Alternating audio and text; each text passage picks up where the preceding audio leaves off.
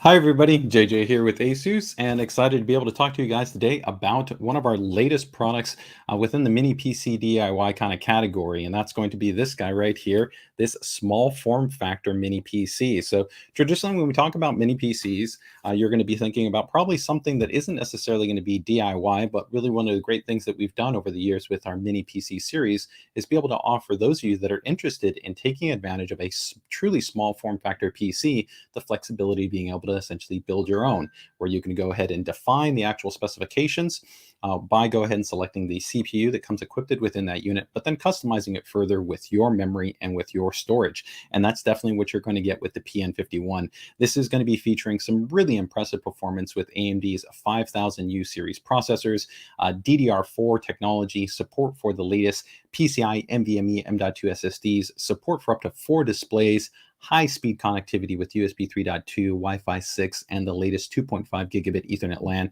and actually a whole lot more. And I'm excited to be able to go ahead and talk to you guys about this new model now that we finally do have it available. So definitely, if you guys are going to be interested in picking one up, rest assured it has already gone ahead and been pushed out to different types of e-tailers that we have there in the channel. Right now, you can go ahead and check out e-tailers like Newegg, where they do currently have all 3 models of the PN51 available. So first and foremost, let's go ahead and just jump into a little bit as far as talking a little bit about kind of what the focus is when you talk about, I think, a little bit about a PN51. Hey, red light, green light. Happy to have you here. Fantastic to have you joining the stream. So thank you so much. Hey, Ivy, thanks for also joining the stream.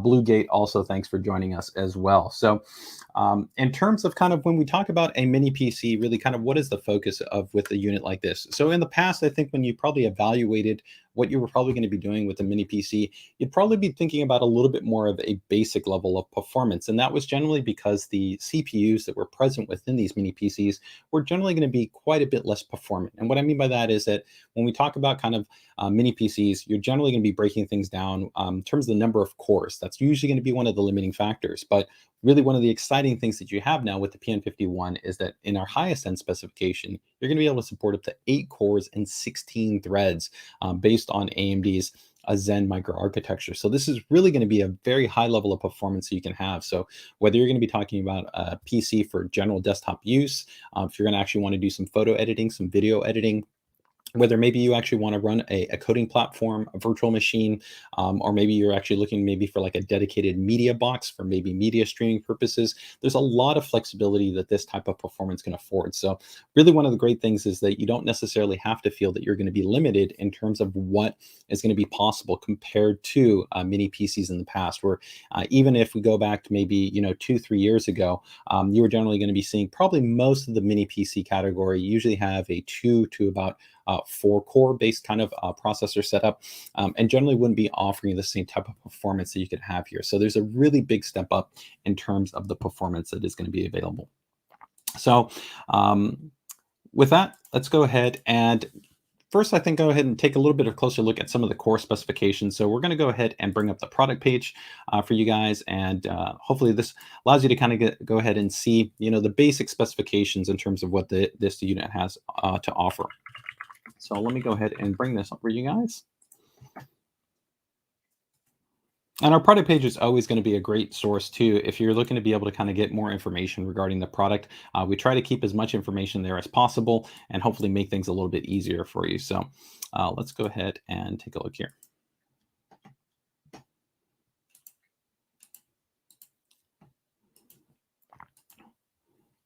All right, so here we can see, as I noted, this is going to be featuring AMD's Ryzen 5000 series mobile processors. So this is a little bit different. The 5000 U series processors is not the same as AMD's desktop Ryzen 5000 series processors. There is a bit of an architectural difference between the two. But as I noted, keep in mind, though, that you're still getting a very high level of performance. There will be 3 models that be available that we will have. So these will break down in terms of here. You can see that there's going to be a 5700U, there'll be a 5500U, and then there'll be a 5300U. And so depending on that essentially will define how many cores and then essentially excuse me, how many cores, how many threads you have. And it will also affect a little bit in terms of the overall kind of performance experience. But for many users, the overall performance is going to be quite good regardless of which model that you pick.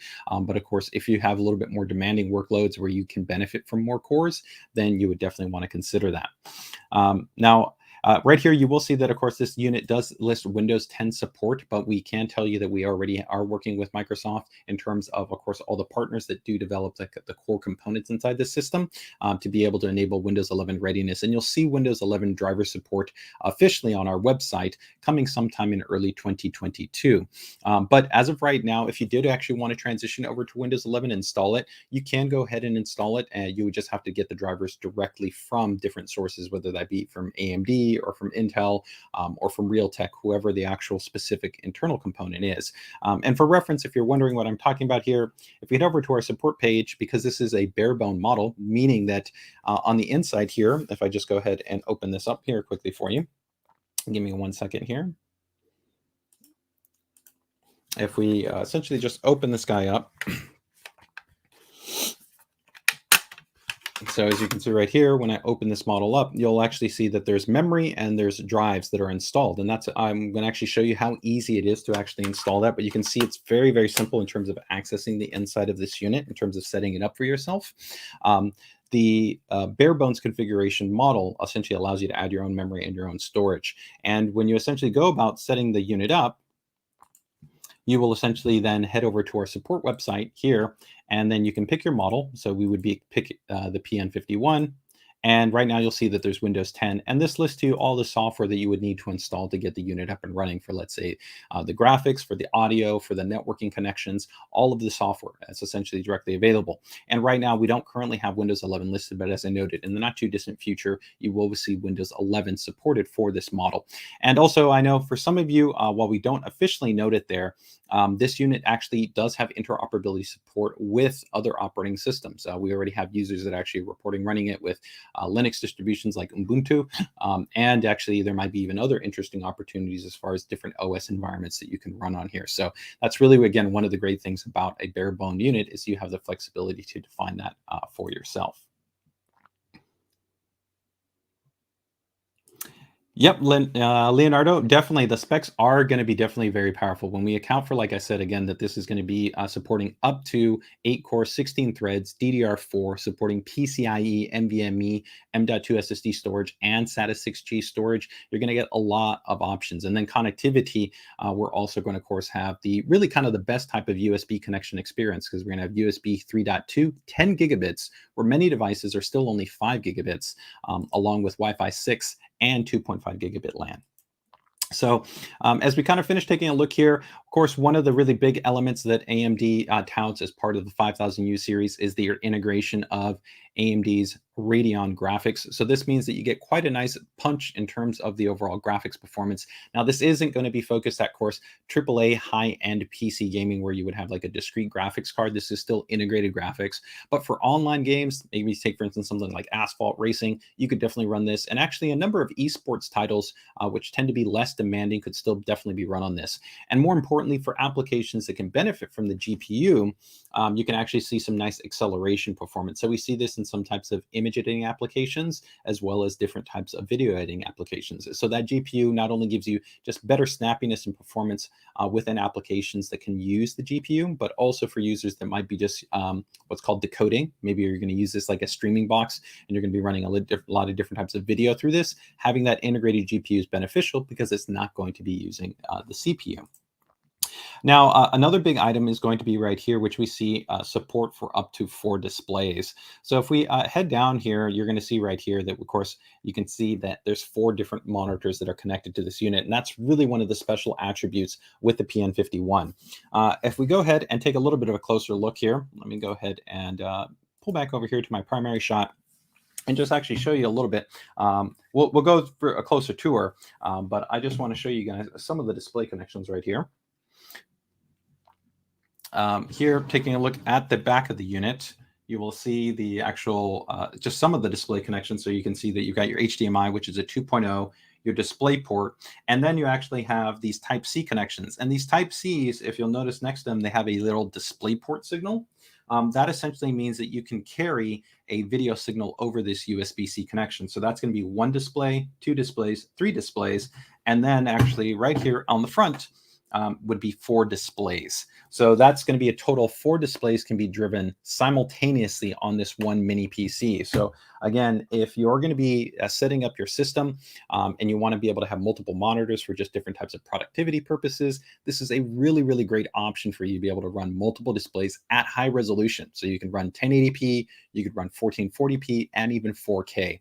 Now, one thing I do want to make very important though is that depending on the memory that you have installed on the unit, this will essentially limit the number of displays that you can run.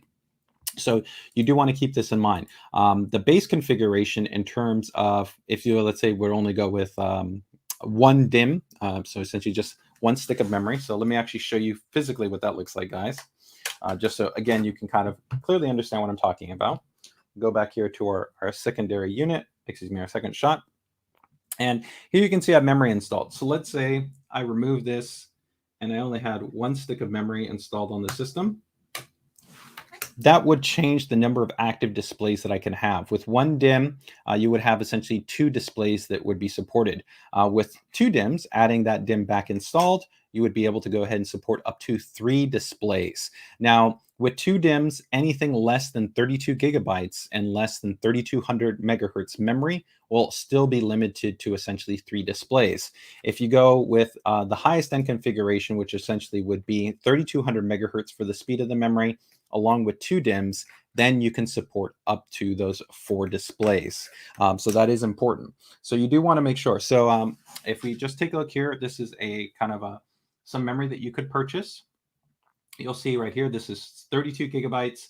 You'll see that it says DDR4 and it says 3200 megahertz. This would be the optimal configuration right here if you did want to go ahead and utilize four displays on the PN51. So do keep that in mind, is that the memory will define a little bit of the kind of the display functionality. But of course, even with one single DIMM, even if it's like a lower speed or lower density, you can still comfortably run one display, if not two displays. So you don't necessarily have to feel limited. And for many users, they're probably only going to be using one or two displays. But if you want to use up to those four displays, then that is where you would want to keep in mind that you will need that 32 gigabyte configuration. So that's going to be two sticks of memory, and it does need to be 3200 megahertz. Okay. Let me see if we got any questions right there. Hey, David, we're going to be talking about price points in a little bit of a moment right there. I believe one of my colleagues, Camilla, might be there in the chat, but the price points will actually vary. There's going to be a total of 3 different configurations. So depending on the actual the model that you purchase, those will essentially define the overall price point that you have. So let me go ahead and see if I can double check right here. I think it starts off at around a 350. Yeah, 359 is what you would be essentially looking at for the entry level price, entry level model, which would be the 5300. Then you would step up to the next, which would be the 5500, which is 479. And then if you go up to the 5700, you'd be looking at 629. So essentially, not almost a $300 delta between the entry to the highest end model, but it really just comes down to the number of cores. Do keep in mind, though, that the overall configuration is going to essentially be identical. So when we talk about all the connection options in terms of the I/O, the wireless, the LAN, the USB, the display out functionality, that is going to be identical between all of the models. It really just comes down to which is the processor that you want to pick, and that's going to define you the number of cores. And I guess that can be something good to touch on quickly here, is that if you're kind of wondering, again, the 5300, that's going to be a 4-core and 8-thread part with 2 megabytes of cache. Then the 5500 will be 6 cores and 12 threads with 3 megabytes of cache. And then the 5700, which is the highest end model, will be 8 cores, 16 threads with 4 megabytes of cache.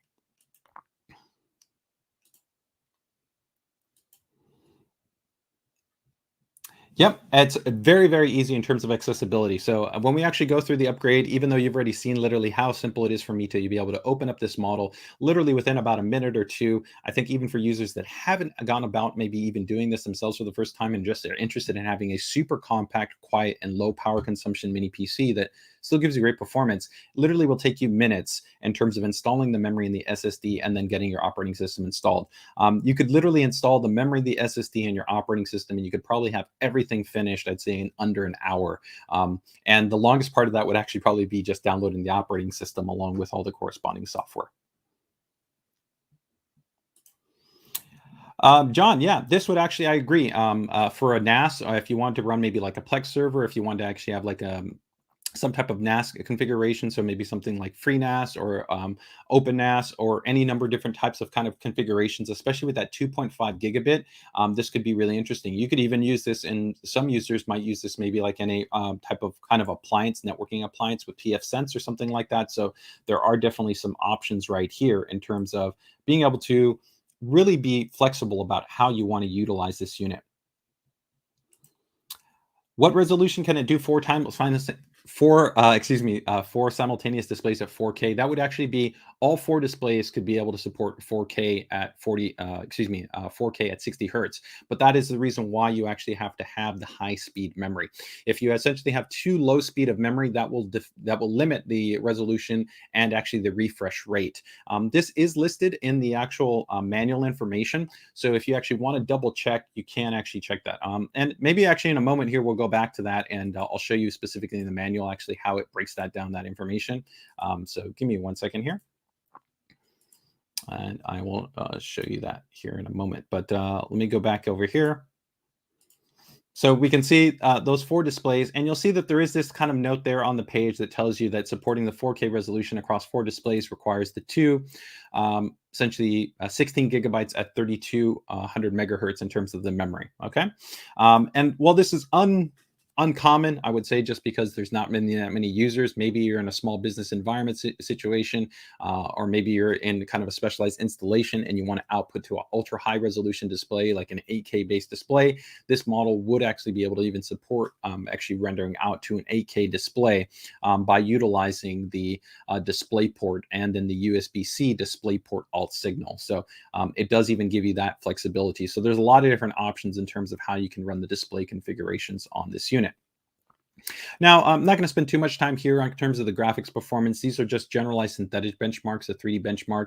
Really, the main thing is to show you is that, especially compared to, I think, prior generations of integrated graphics, you're going to see a noticeable bump up in terms of the performance of these integrated graphics. And like I said, if you're playing casual esports related kind of games or web-based games, does a really solid job. Or like, say, older titles that don't necessarily have to have very, very high frame rates. The CPU is generally not going to be the limiting factor because the CPU is actually a very competent and high performing CPU. But the GPU, again, it's not a high end kind of discrete mobile graphics card that you would have, let's say, like in a laptop. This is still integrated directly into the CPU, but it's still quite a bit of step up from prior generations in terms of its performance. Here you can see, of course, just some different types of scenarios. Again, this really could work for kind of the office. We've had some people talk about utilizing it here as a type of NAS solution. There's people that we've seen online that are utilizing it in media scenarios. We've seen coders and developers. We're also seeing some people use it in a headless mode, which means that they're actually just remoting into this over the network. And we'll talk a little bit about actually some of the really cool network functionality that this unit has to offer here. And you can see dimensions here. It is really compact. So of course, if we go back here to my primary image, you can really see, if I hold it over here, you can just see it truly is really something that you can fit in the palm of your hand. If I compare it right here to my mouse, you'll see my mouse is effectively just about the same size in terms of the overall the width, right? And even the depth is actually pretty similar. It's pretty similar. So it's almost just a little bit larger than a mouse. If we compare this here to just a cup that I've got here for my tea, you'll see right here, it's very, very, very compact. And this also can optionally be VESA mounted. So you can put this on the back of a monitor, and it does come included with that mounting kit inside the box. So I'll show you that there in a little bit as well. But truly, you can see just how compact it is. And let me just, again, show you this just for reference here. If we just do a couple of side-by-sides, just so you can see just how compact this unit is. So here's the mini PC.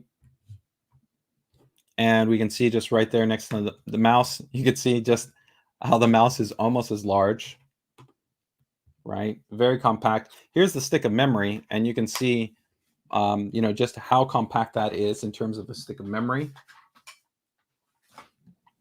If you wanted to compare that to an SSD, you can see an SSD is just a little bit larger there than an SSD. A flash drive, it's just a bit larger there than the flash drive. Overall, is a very, very compact base. Lastly, here comparison, you can see my external hard drive that I have right here, our wireless Travel Air external hard drive. It's actually larger. The Travel Air external hard drive is larger. Okay, so very, very compact unit.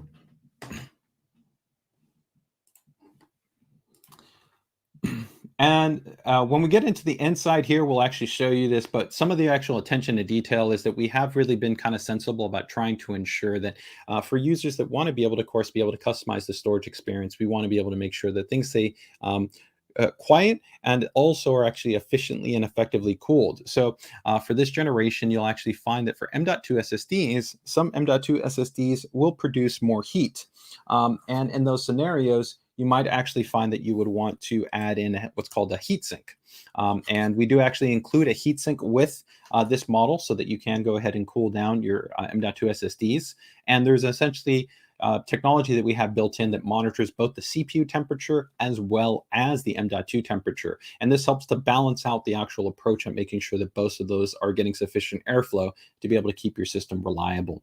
And I'll also tell you, compared to many competitors, we're offering the widest tolerance of what we're thermally testing the unit for, which is important if maybe you're putting this in a smaller space or smaller enclosure. Compared to some other competitors in the marketplace, our minimum temperatures are essentially our coldest temperatures as well as our hottest temperatures. We have a higher threshold than many other similar types of mini PCs in the market. So lastly here, you can see, of course, the full tour of all your connectors. So let's go ahead and just go directly hands-on here to give you essentially a run-on in terms of the actual connectors that we have here. I'll also go ahead and double check and see if we've got any additional questions here as I'm running through. Hey, Adam, in terms of the price point, again, it will depend on the barebone model that you're going to be looking at, but essentially you'll be starting off at $359 and then move into about over $600 if you're going to be talking about the highest end model. So keep in mind, all of them will have the Ryzen 5000U series processor. You just have to decide whether you want the Ryzen 5300U, the 5500U, or the 5700U. So that will essentially determine ultimately your price point, as you will still add in your own M.2 or SATA storage as well as your memory. Everything else comes included with the unit. Okay. Hey, Josie. Hey, thanks for having me. What type of gaming performance are we looking at? So, Jake, this is a good question. It really kind of just depends on the game. You'll actually find that there's some reviews that have actually already measured actually gaming performance on this. I can tell you that if you were to load up something like, like Overwatch or League of Legends, Counter-Strike Go, any one of those games, you could actually adjust your game settings to be able to comfortably run. You could even run something, actually, I tested Witcher 3 on here. It was at low settings at 720p, but it was actually possible on here. It really depends on the game engine.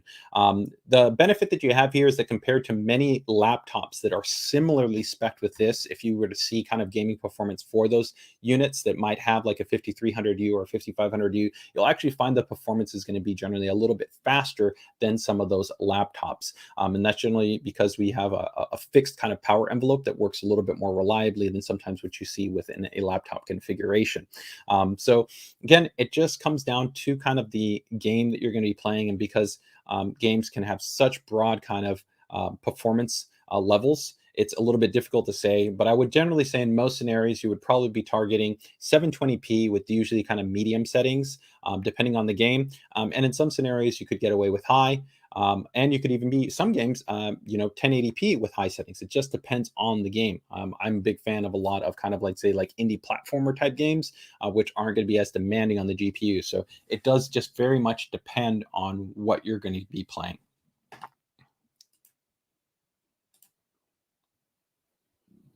And as terms of the overall target audience, we talked a little bit kind of earlier about this, but it really is going to be flexible. What we see really with, I think, the type of users that are interested in something like the PN51 is it really is broad. We get people that are sometimes interested in, older, kind of more moderate, like I said, gaming type of scenarios. We have people that use it as a media server. We have people that use it for everyday productivity.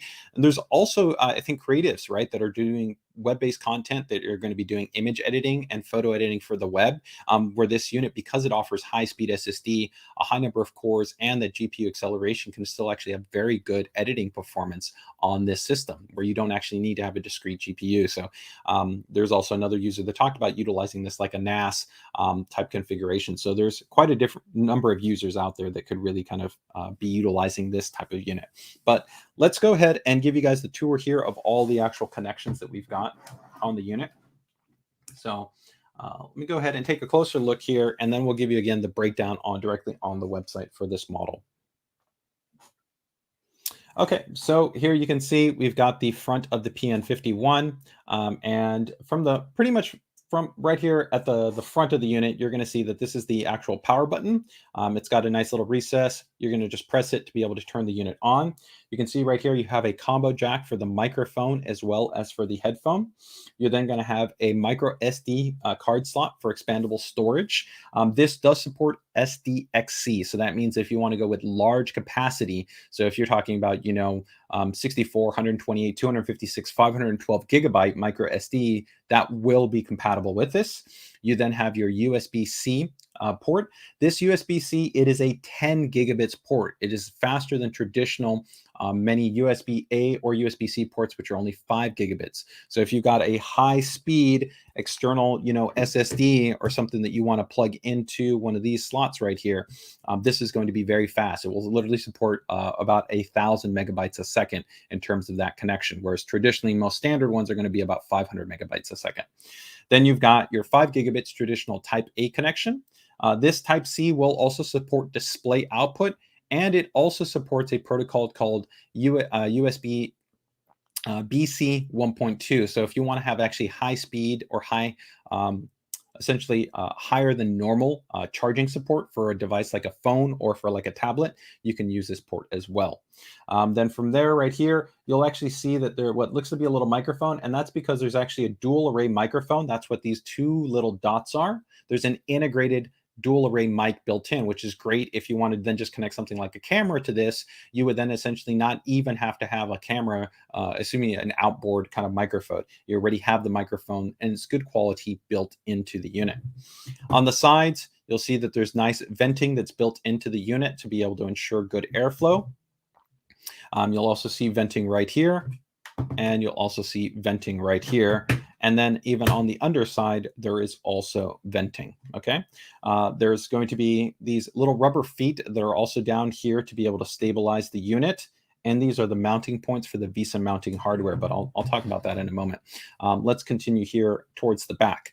When we take a look here at the back, we've got an HDMI. This is going to be HDMI 2.0 in terms of the connection.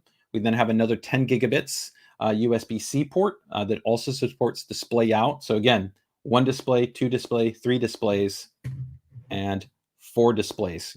So a total of 4 displays can be simultaneously driven. Your Ethernet port, which this supports 2.5 gigabit Ethernet, is not just traditional 1 gigabit Ethernet. And then you have 2 more USB Type A ports, and then your AC adapter. And the AC adapter comes inside the box. Depending on your model, the 2 most basic models will have a 65 watt adapter, and the highest end model will have a 90 watt adapter. Okay.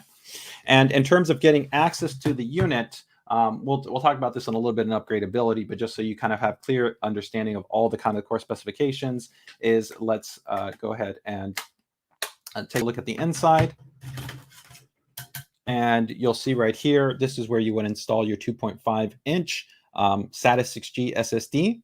And then the unit can also support a PCIe NVMe up to a Gen 3 M.2 SSD, with capacities, of course, are really up to whatever SSD that you can install into the unit. So you are good to go there. And then 2 DDR4 SODIMMs would be able to be installed. So that is the extent there of the internal upgradability.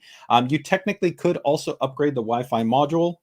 Um, but it is not going to be a requirement in terms of upgrading it because it already comes with Wi-Fi 6 on board. But I can show you that quickly here. We can see it's very simple in terms of accessing it there. But you can see right there, there is the Wi-Fi module if you did want to upgrade it in the future. Okay. So that is kind of a tour of all the ports and all the connections that we have here on the unit. Let me double check and see if we've got any questions there before we continue on to the next portion right here.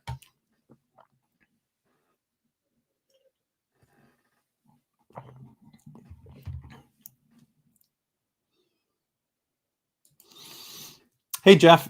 Yes, you could actually support this with kind of headless domain. We had actually had some users that have already utilized this with the headless configuration. And this does also support AMD's Dash technology, which actually supports a form of out band management options. So there's a lot of flexibility for users that may want to actually use this there. Um, Is it available? Yes, you can actually buy it right now. Let me go ahead and see if I can go ahead and drop in the links for you guys in the chat for Newegg. Newegg currently does actually have all three models currently listed, so they would probably be one of the first places. But we do also have, of course, this model available at other e-tailers such as Amazon, Micro Center. Do keep in mind, though, that you will find a couple of different configurations. You'll also find the older PN50, which uses the Ryzen 4000U series processor, with many of the overall specifications and the design being very similar, but it will, of course, not feature the same 5000U improvements in terms of not only the performance, but, of course, the increased number of cores and some of the other architectural differences. So do keep that in mind. PC, yes. This is a PC in the sense that, of course, it is designed for Windows 10 as well as Windows 11, but you can also run Linux distributions on this unit. Actually, I think this would actually also even be able to support Chrome OS with the new FreeOS model that they're working with a Ryzen update. So this would make for a very high-performing actual Chrome OS-based unit, but that is a really, really cool also kind of alternate option. So you don't necessarily just have to be thinking of limiting to this. And because you could also support other things like maybe pfSense or FreeNAS or other software for, let's say, making your own networking server. You could also have other options. And that's the great thing, is that there's not a predefined operating system on here. It's really up to you to install what you want. Yes, this is upgradable when it comes to the memory and to the storage on the unit. Okay. All right, so let's go ahead and keep moving this along here and just show you guys the rest here, the recap of essentially all the ports that we just noted on, right? So again, just recapping there from the front, we have the combo jack, which is going to be for your microphone and for your headphone, the dual array microphones that are on there, your 10 gigabits USB-C, which also supports display signaling, as well as also supports BC 1.2 fast charging support, that SDXC micro SD card slot, another actually Type A USB 3.2 port, the infrared receiver. I forgot to note that this unit does support infrared receiver and the HDMI port on the back here. It also supports CEC, which is really cool, because if you connect this to like a television or like a receiver, that means that it can actually turn off and on those devices as well. You don't have to individually turn that device on. Just by turning this unit on, it will pass the signal on there and it will turn that on. And I'll show you how you can enable that option inside of the mini PC's firmware environment. So if that's something that you're kind of interested in, you can know how to do that. You'll see then another, of course, USB 10 gigabits port that's there on the back, which also supports that display out. The 2.5 gigabit Ethernet port, which also supports AMD Dash technology. And then you've got two more Type A ports, the power port, and then this configurable port is not configurable on this model. The models that you'll be seeing sold will all come with the display port. That's essentially what allows this unit to have up to 4 displays. Okay. And then from here, we'll go into this a little bit when we actually go into the firmware environment and show you how you can customize the software experience. But this unit is already going to be very quiet by default, but there will be 3 different profiles. So depending on how you want to be able to tune the unit for performance, as well as for kind of just how quiet it is, you can go quiet mode, normal mode, or performance mode. And keep in mind, for power consumption, this unit at idle is going to be sub 10 watts. So it's very power efficient. So you can really leave this on all the time and not have to be concerned concerned with anything there. And again, you can see that the power envelope right here, below 10 watts, and very, very quiet in terms of its overall operation. We do have a supplemental software suite called our ASUS Business Manager to be able to control different elements on the unit. It's not a required piece of software, but sometimes depending on certain places where you might install this, if you want to have control to certain USB ports, lock those things out, maybe do certain types of things, you can customize things within that software suite. That's also available within our firmware environment. And one of the last things here I want to touch on before we get actually into just diving into the upgradability, going into the firmware environment and showing a few things is going to be our testing. We do a lot of extensive testing to be able to really ensure a high level of reliability and confidence where you're going to deploy this. Because with these mini PCs, you can really see them put in a lot of different spaces. So you can see here we do very extreme humidity testing, temperature testing, and then an aging test, which just means essentially we're running the unit consistently under a load to be able to check and ensure that it maintains reliability.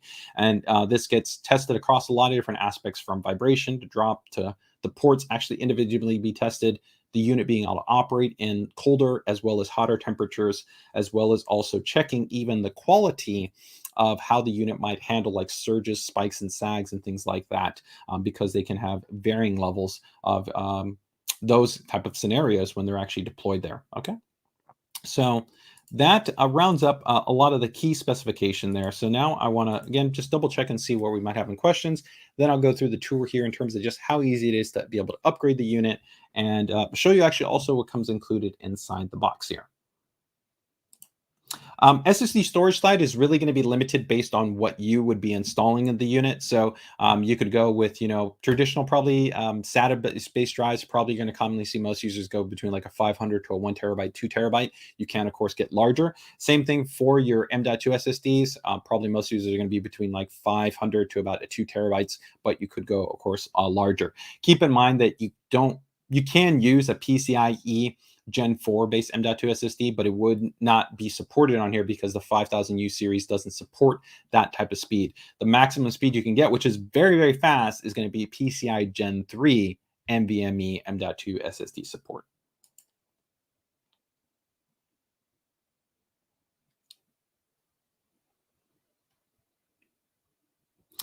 Hey, Rob, it is a little bit off topic. Feel free to go ahead and email me your question at pcdiy@asus.com, and I'll do my best to go ahead and follow up with you when I can on that question. Okay? No problem. So let's go ahead and now just give you guys, again, the little tour. So in terms of actually accessing this mini PC, if you want to be able to install it, get up and running, it's a really simple process. There's literally going to be 4 screws that are going to be on the back here. So pretty much the only tool that you're going to need is going to be a screwdriver. I would recommend generally going to be a PH1 in terms of the tip. So that's going to be generally what would be called as a precision tip screwdriver. That's pretty much all you're going to need. So let me just show you how this looks. Again, very, very simple process.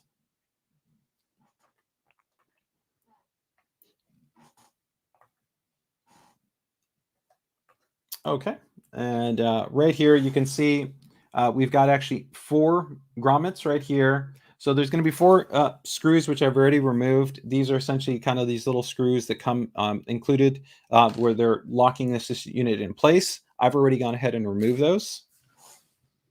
And once you do that, you pretty much just pull this unit out. Once you have pulled that tray out for installing the memory, you'll see it's a very simple process. There's essentially just 2 latches right there on each side that locks your memory in place. So you can see right here, if I want to install the memory, I can install the memory. So let me go ahead and install that. If you guys time me, you'll see this is going to be a very quick overall installation. So let's see if I can catch that from the other side.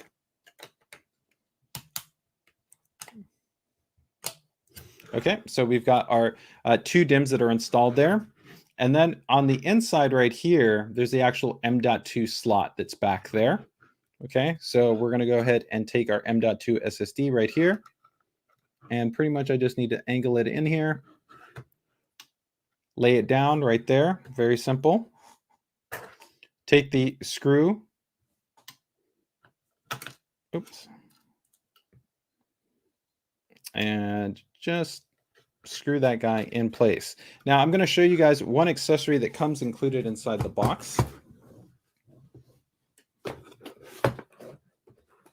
And this is just it's kind of optional. I mean, I would recommend you install it. It's not going to be a requirement, but it is going to be something that will help to ensure the best performance.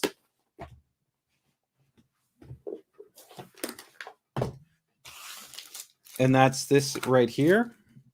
Essentially, this is the M.2 heatsink that comes included with your mini PC.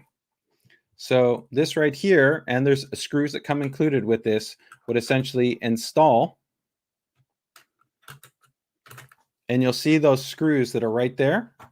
One screw and one screw right there. You would remove those and then attach that. And then that will become the actual heatsink for your M.2 SSD. And that can help to ensure overall better performance, especially if you're heavily utilizing the M.2 SSD. It's not a requirement, but it can be useful in terms of just giving you overall better performance. It just depends on your M.2 SSD. Now, right here, you can see that we've got our SATA 6G SSD. You can run both of these simultaneously. And I'll just show you again the installation here. It's very simple. I've only got 2 screws installed on this one. I would normally recommend that you would have all 4. It's not critical though. You don't have to have all 4 screws, but you can literally see right there. This is a 500 gigabyte, but you could support larger capacities. Literally, again, all you need to do is just slide that in there. You'll see right here on the sides, there's these small little screws, and these come included with the PN51.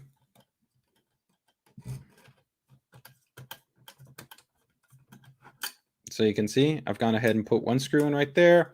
I'll go ahead and flip it over, add another screw over there.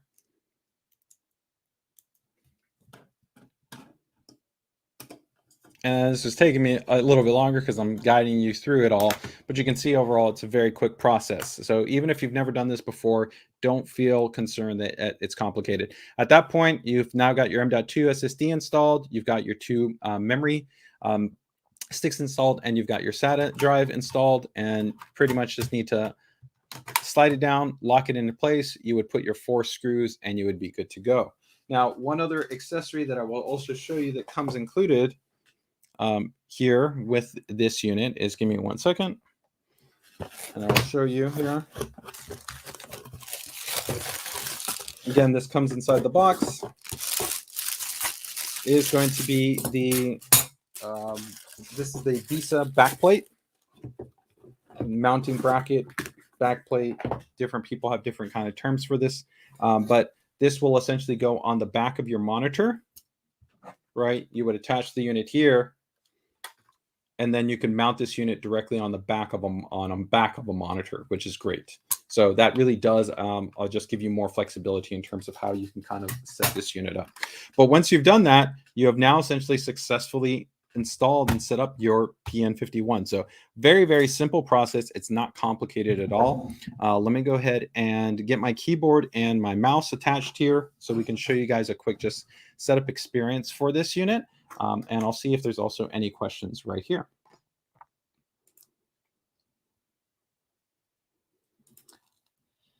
57 is out of stock at Newegg. They actually did have it literally when I checked it, so it literally might have just sold right now. But we are working on getting refreshed availability, so just make sure to take advantage of the out of stock notification. But we are working on trying to get more units out right now. As you might be aware, there are right now some supply chain constraints in terms of kind of ports and logistics and getting those products out from essentially ports to the distribution channels. But over the coming weeks, you'll continue to see those models restocked shortly. But I know the 5700 was literally just in stock earlier in the day, so it might have just sold out there.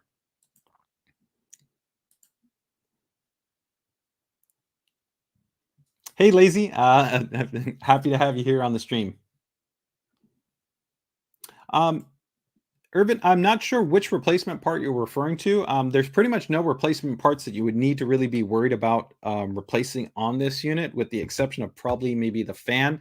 Under that unit, of course, we do have a standard manufacturer's warranty, which the unit would still adhere to, even though this is a bare bone based model. And with that, I'll also show you that for some users that want to run actually a little bit more of a customized experience that would be fully passive, there's a partner that actually does manufacture a fully passive chassis for this unit to kind of take things even further in terms of giving you, I think, even more flexibility at kind of going to the next level if you really want to have kind of the absolute quietest type of unit. You can find the PN51 right now on Newegg. There is a couple of models that are already listed on Amazon. I know Micro Center also has it. Juan, in terms of pricing, it is ranging between about about 359, I think, is the entry level model. Yeah, 359, and it will go up to the highest end SKU will be 629, and it is available right now. Yes, you can access the Uefi firmware. So I'm going to actually show you what the Uefi firmware looks like. And Jay, we just actually showed how you install the memory, but the memory is fully upgradable. So again, you literally just pull off the side panel and you can go ahead and install your two DDR4 SODIMMs up to 3200 megahertz.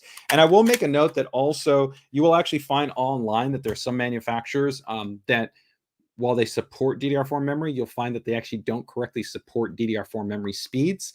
And because we are the largest and the best motherboard manufacturer in the industry, we really do have quite a bit of expertise at really being able to ensure high levels of interoperability and compatibility with DRAM.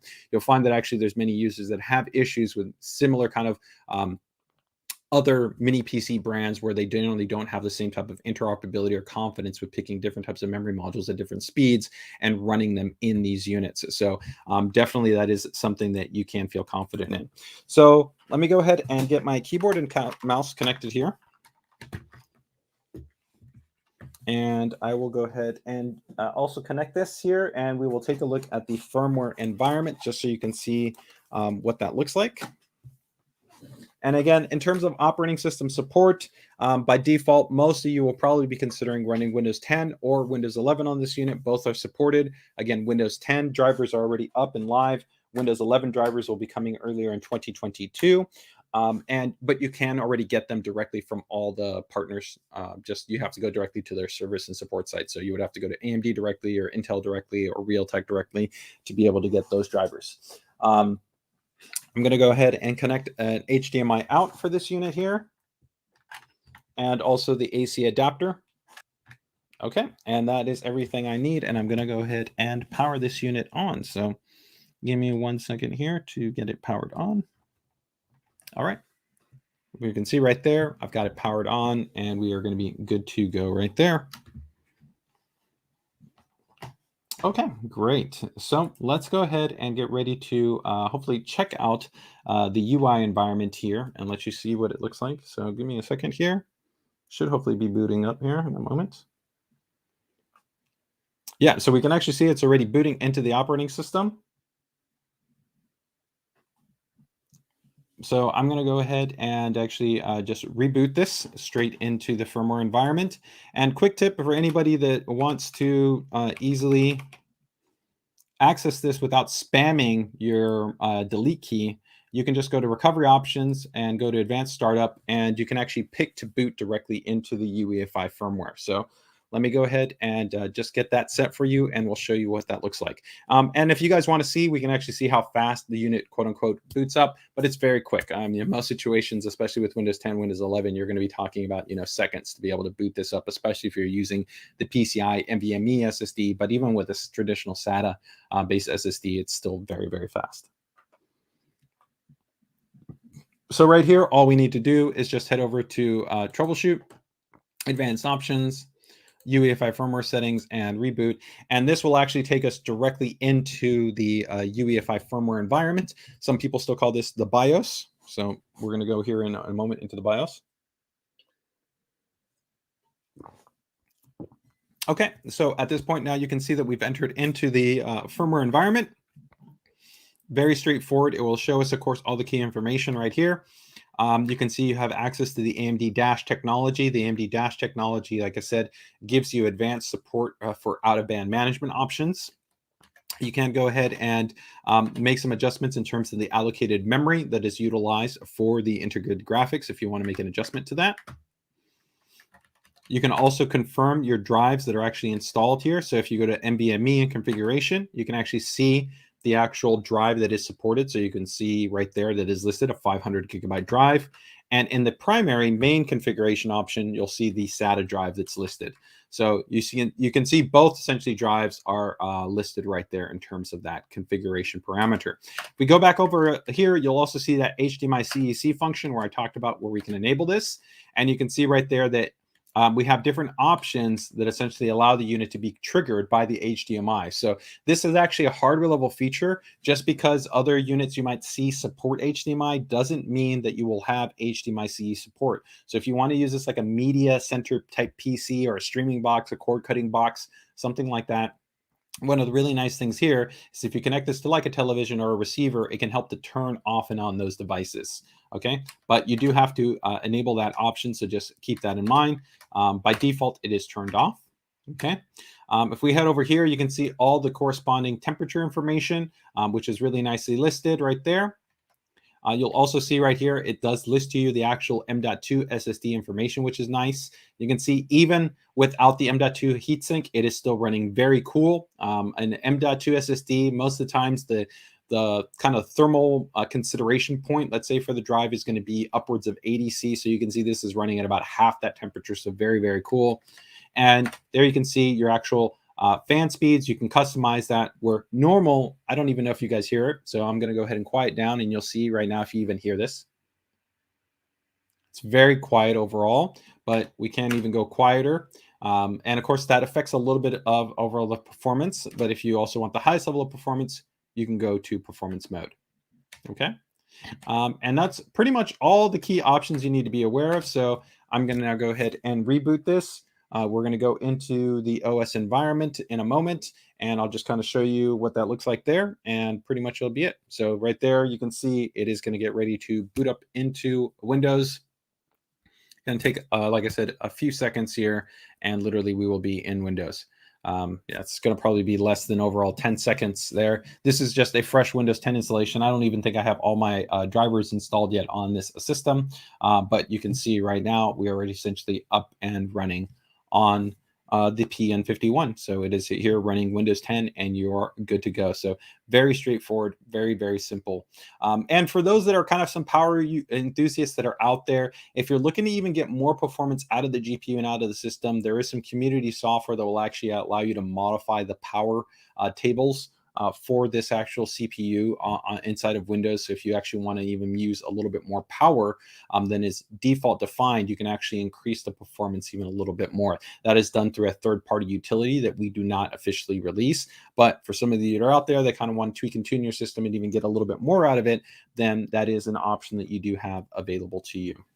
Okay, so that is pretty much there, the PN51 up and running. Let me go ahead and show you guys quickly here one of the other cool things about this model, which is going to be some of the accessory support that it has, being able to kind of change things up a little bit if you wanted to kind of take things a little bit further. So give me 1 second here to open this up. Let me double check if there's any other questions right here.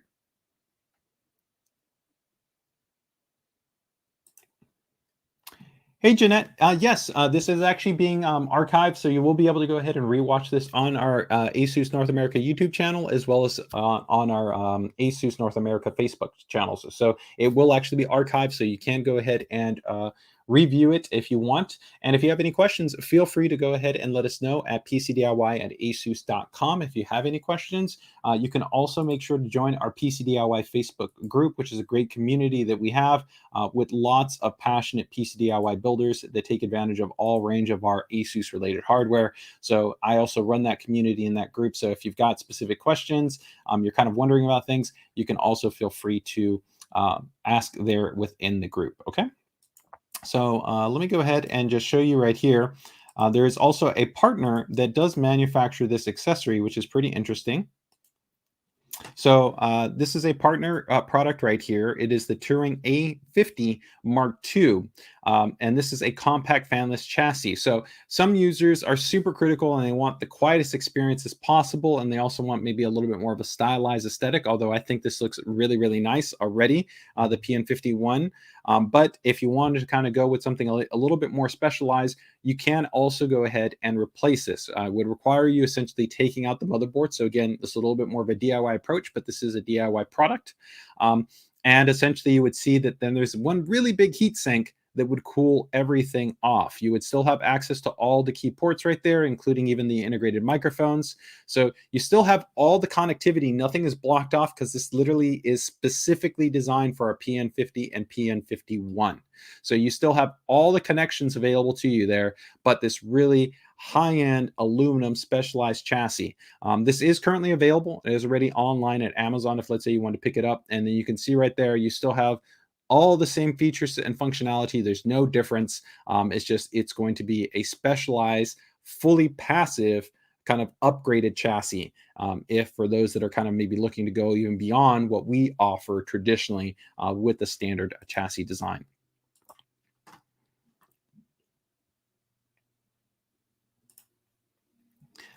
Is this a PC? So it is a PC. So this is the PN51. It's a mini PC. It's utilizing AMD's Ryzen 5000U series processors, so up to 8 cores, 16 threads. I right here have the 5500, so this is going to be a 6-core, 12-thread part.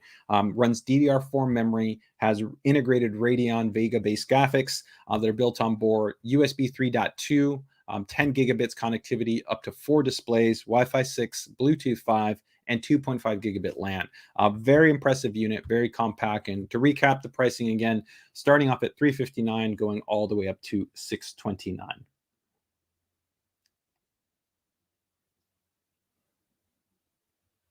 Hey, Black Forest, thanks for being part of Team ROG, and best of luck to you with your build right there. Okay, so overall, that helps to kind of, I think, give you the generalized recap on the PN51. I'm going to go ahead and see if I can drop in again the links to Newegg's site there. So if you guys do want to be able to pick this unit up, you will be able to. Here I can actually go ahead and just show you guys. So give me 1 second right here. You can see right now it is currently listed. It is on right now on auto notify, so it looks like some people have gone ahead already and picked it up. But you can see $379 there for the 5300U. For the 5500, which is going to be then moving up to that 6-core, 12 threads, $509. And then right here for the actual 5700U, it will be $659. So all 3 models are going to be present on there. And lastly, I do want to note right here, it says hardware TPM. Some people kind of wonder, what do you specifically mean by hardware TPM?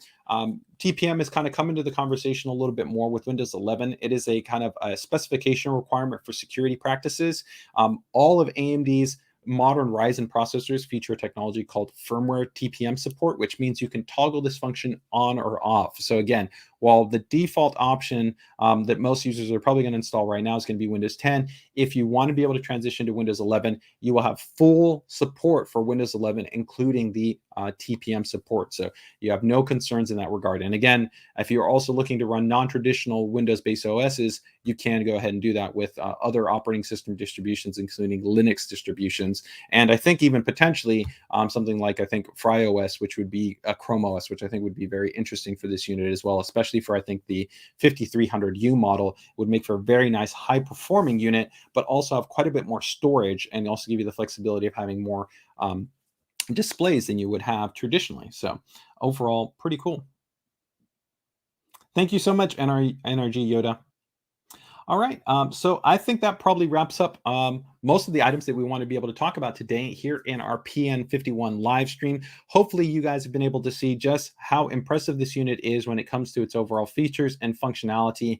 And really, I think being able to offer you a very high performant base mini PC, where in the past, when we've traditionally talked about having a mini PC, you really talked about having a far lower level of performance than what is now going to be possible. If you in the past thought that going to something that was this compact was going to be limiting in terms of being able to do, photo editing, video editing, really advanced multi-productivity, where you're dealing with 5, 10, 15, 25 tabs, going in and out of an application, you don't have to feel limited. This mini PC really would be able to offer you actually much better performance than even many traditional laptops, because you are going to be getting the same high performance, essentially CPU, storage, and RAM that you're going to see in those same exact parts, but in literally something this compact. And then also the connectivity is really going to be difficult to match. We're supporting up to 4 displays with 4K resolution, the 2.5 gigabit, the Wi-Fi 6, the Bluetooth 5, which is great not only for, let's say, things like, Bluetooth mice and Bluetooth keyboards, if you wanted to, but also being able to pair this up with other types of Bluetooth enabled products is also really nice. And then, of course, that 10 gigabits USB-C connectivity is really going to be great, that if you've got high speed external SSDs that you want to be able to attach here, you can really get the best performance out of it, where a lot of times, a lot of these more basic devices only have 5 gigabits, so up to 500 megabytes a second, and you can go up to 10 gigabits, so essentially about 1,000 megabytes a second here. So you really don't have to feel limited in that regard.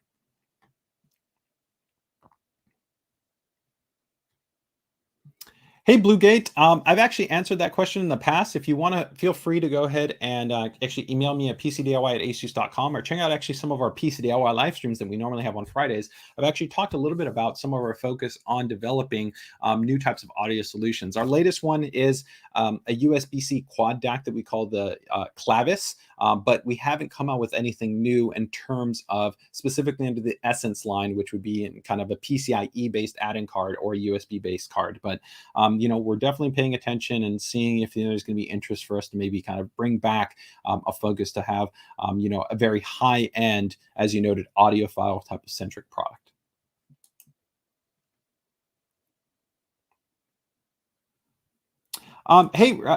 So this is a question.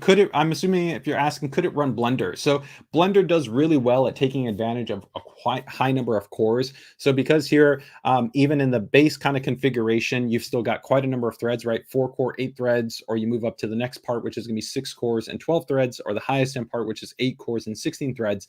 It would do really well in an application like that. Now, as long as, like I said, your predominant focus is going to be on the CPU and the memory bandwidth, I think you can have very good performance. The GPU can still offer, like I said, some acceleration performance, but in applications that heavily utilize the GPU, that's where you're going to be a little bit more limited, as the CPU is very high performing, but here you're still dealing with an integrated graphic solution.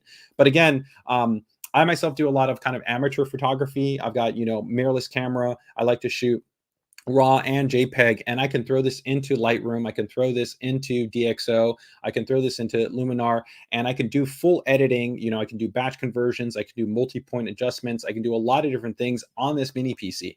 I can actually also take straight 4K video and edit it here in a non-linear timeline editor. I won't have necessarily the full performance on, let's say, some of the GPU acceleration filters, but from kind of a performance standpoint, it still can offer me that. So again, if you're doing, I think, more kind of traditional general type of editing for photo and videoing, 3D modeling that is using more of the CPU, then you can definitely still use this product. This mini PC.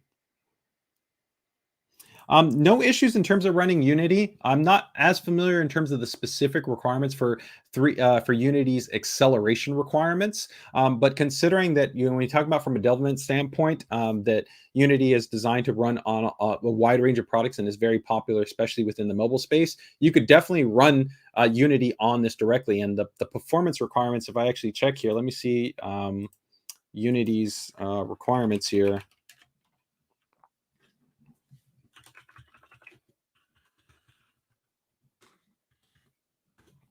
I think that you would definitely be very apt at doing it, because I know that Unity does have benefits for multi-thread engines. So I think that you would definitely have a solid performance experience. So yeah, the kind of the minimum recommendation they recommend here is, of course, is all the core specification support, x64 architecture, SSE2, graphics API, DirectX 10, DirectX 11, or DirectX 12. All of those are supported, including the acceleration engine. Desktop side here, there's nothing that I'm seeing where they kind of have any limitations in terms of this not being able to run essentially that. So I definitely think that you would be able to have a very solid experience running that. All right. Okay, guys. Well, thank you guys again so much for checking out this live stream here on the ASUS PC DIY channel. If you guys can go ahead and drop us any comments, likes, any type of feedback that you have, it's always appreciated. If you guys checking us out here on view, on whether it's on Facebook or whether it's YouTube, thank you guys so much. And again, feel free to go ahead and leave any questions or comments. We'll do our best over the next couple of days to follow up there directly. You can also feel free and email us at pcdiy@asus.com. We did go ahead and already check a little bit earlier in the stream that the unit has effectively sold out at Newegg, but there are, like I said, some listings still at Amazon. There's also listings at other e-tailers that we have available. And if you actually head over to our ASUS website, generally we do have a where to buy link for that product, and that will help you to kind of go to a corresponding e-tailer if we have it kind of linked into our backend system. I will quickly show you what that looks like if you just want to know for reference. So let me show you quickly what that looks like here.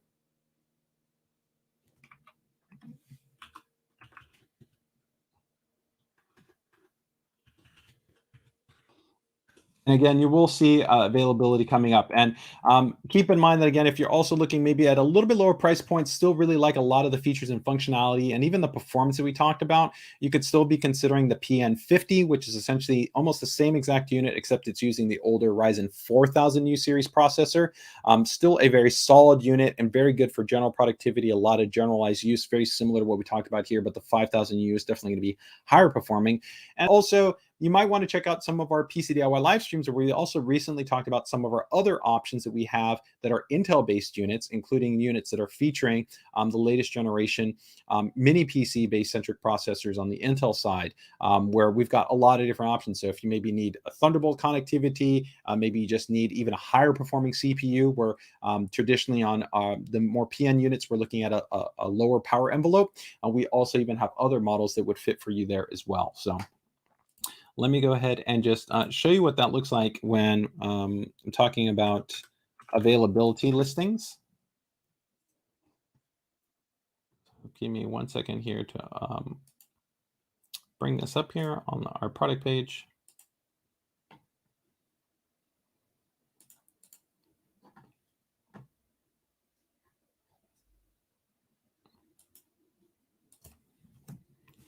Okay.